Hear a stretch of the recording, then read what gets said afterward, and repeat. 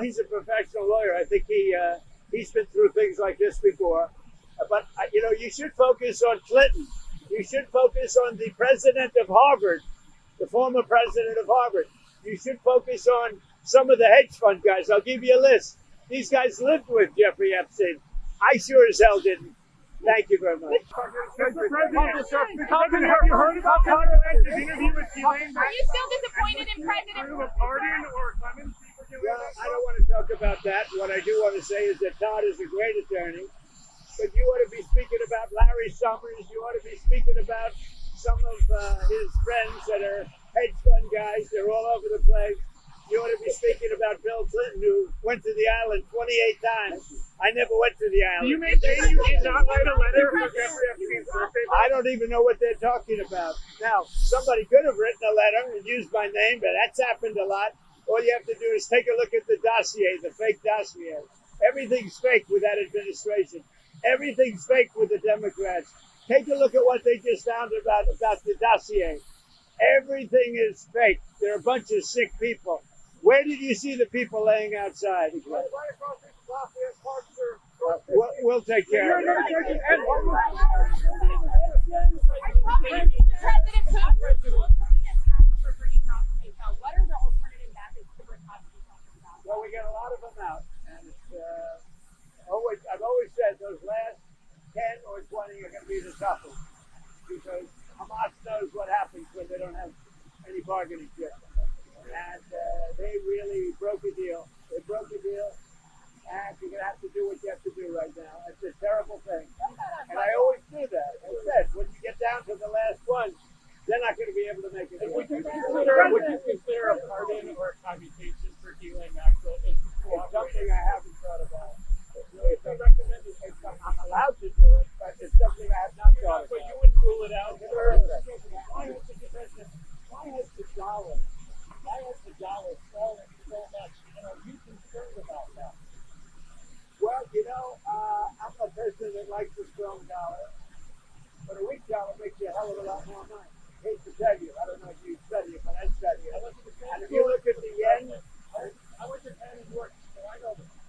You understand. Absolutely. Oh, you did go. I went to New York. Well, you're a smarter guy than I even thought, and I know you're smart. So, when we have a strong dollar, one thing happens, it sounds good. But you don't do any tourism, you can't sell tractors, you can't sell trucks, you can't sell anything. It is good for inflation. That's about it. And we have no inflation. We wiped out inflation. But it's an interesting question. So I will never say I like a low currency, but you remember the battles I had with the yuan, with China and with Japan being the yen. They always wanted a weak currency. They're trying to get a weak currency now. Now, it doesn't sound good, but you make a hell of a lot more money with a weaker dollar. Not a weak dollar, but a weaker dollar than you do with a strong dollar. And the first people that are going to notice it are the manufacturers, the trucks, and various other things. Like, look at Caterpillar, how well they're doing now. When you have a strong dollar, you can't sell anything. It's only good for inflation, and it's good psychologically. It makes you feel good. But with that being said, I love strong dollars. But you make your money with a currency. And I had so many different fights with President Xi, between Japan and China. All they want to do is have a weak currency. They're always fighting for a weak currency. And that's how they really dominated us here. So when I see it down there, I don't lose sleep over it, let's put it that way. In fact, sometimes I go to sleep very happy. You understand? You agree with me? I agree with a lot of what you said, Mr. President. Do you think it makes it easier to impose your tariffs with that lower dollar? Because I think it makes it easier even for tariffs, yeah. And it makes the tariffs worth much more. And it's easier to pay off debt. And it's easier to get a low interest rate. There are a lot of good things. It's hard to explain to people. The headline we Trump wants a weak dollar. Not a weak dollar.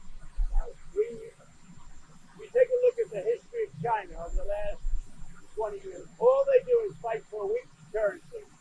Look at Japan when they were really doing well. They had a very weak currency. So, to me, I just say thank you very much. It is. What's your comment on the Gaza? Well, the Gaza situation. I said this was going to happen when you get down to your last 10 or 20. We got a lot of hostages out. We took them out in numbers that nobody believes, a lot of them. And I said, when you get down to 10 or 20, I don't think Hamas is going to make a deal because that means they have no protection. And basically, that's what happened. Hamas didn't want to make a deal. I think what's going to happen is they're going to be hunted down. Secondary sanctions sooner on Russia. Are we closer today to secondary We're sanctions? looking at that whole situation. It could be that we'll have to put secondary sanctions. Sooner than 50 days. Maybe. Do you think it was counterproductive? Who you with? Who you with? Okay. Do you think it was counterproductive for France to say that they would recognize the Palestinian state? Macron said that yesterday. Look, he's a different kind of a guy. He's okay. He's a team player, pretty much. But here's the good news: what he says doesn't matter. So on the Palestinian, Terrorist Day is exactly 1 week from today, August the 1st. What do you expect now and next Friday as it relates to your deadline? When you say tariff, not tariff. Tariff. No, you say tariff. no, tariff day. Well, most of the deals are finished right now. They're finished because we're just going to charge you a lower tariff than I could get. I don't want to hurt countries, but we're going to send a letter out sometime during the week, and it's basically going to say you're going to pay 10%, you're going to pay 15%, you're going to pay maybe less. I don't know, but Australia was great. They opened up beef yesterday for the first time ever, and they did it. We didn't know about. We asked them to do it, and all of a sudden we got a word that there wasn't. So obviously they're looking to do something. But Australia. So August 1st is going to come, and we will have most of our deals finished, if not all. We haven't really had a lot of luck with Canada. I think Canada could be one with a just pay tariff, not really a negotiation. We're working very diligently with Europe, the EU, which covers a lot of territory, a lot of countries. And that's the big one right now. We have the confines of the deal with China. We haven't really, we don't have a deal with Canada. We haven't been focused on it. Mr. President, that will bring some certainty to the financial markets. Oh, yeah. No, when those letters go out, a page and a half, that means they have a deal, it's done, they pay that tariff, and that is a contract, essentially. And they can come into the country, they're going to pay a tariff. I'm going to keep it minimal, I'm going to keep it, I'm not looking to hurt countries. I could do that too, but I'm not looking to do that. So when that letter goes out, that's the deal. And we'll be sending maybe close to 200 of those letters out. Don't forget, we have a lot of countries. So we're going to be sending out almost 200 of those letters. But once those letters go out, there we have a deal. Now, we sent one to Japan, we sent one to EU, and they came back and negotiated a deal. I think EU has got a pretty good chance of making a deal. with all of that revenue coming in, Mr. President, A lot of money. a lot of money. Our country was a dead country. It was a dead country 1 year ago. Now we have the hottest country anywhere in the world. And don't you feel it? Mr. President, all of that revenue coming in tens of billions of dollars. Do you think there is the possibility of a rebate to the American public in terms of all of that money? We're thinking about that, actually. We have so much money coming in.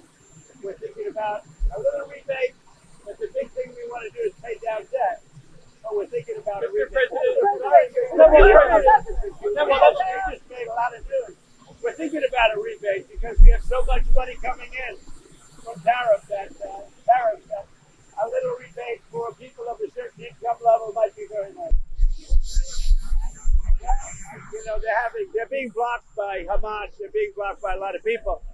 People don't know this, and we didn't certainly get any acknowledgement or thank you, but we contributed $60 million to food and supplies and everything else. We hope the money gets there because, you know, that money gets taken, the food gets taken. We're going to do more, but we gave a lot of money. We gave a majority of the money. And the sad part is that no other country other than us gives anything. Have you spoken to Michael Walkley about running for that North Carolina? I have, yeah. Will he run, do you think? I think he will. Teacher shortage, so what can be done? Are you from North Carolina? My father lives there. He'll be a good candidate. What can be done to bring more teachers, more educators into the classrooms to alleviate the teacher shortage across the country? We're doing that, and we're doing it strongly. What we're doing is moving education back to the states. The states will run education. When they do it, you're going to have the best education in the world. We'll have 35 or 40 states where it will be as good as Sweden, Norway, Denmark, the top 5 or 6 countries. How do you attract the top talent, top teachers to get into the class? We're going to get them. We already have them. When we go back to the states with education, you're going to see a big difference. Is that on the table? What is that? Would you consider clemency for Ghislaine Maxwell? Is that on the table? I can't talk about that now because it's a very sensitive interview going on. Todd Blanche is a great gentleman. He's a great man. He's a great lawyer. He's got a great heart. But he's over there now. I don't know exactly what's happening, but I certainly can't talk about pardons. Can you give us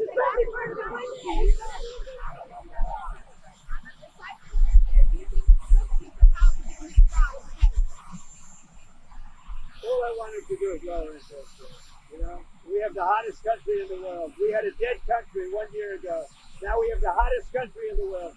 All I want him to do is lower interest rates because that'll take care of the housing. The housing's a little bit slower than everything else. Everything we're 100% on, but the housing, because his rate is too high. If he lowers it, you're going to see a housing boom on top of everything. We've got the hottest country in the world.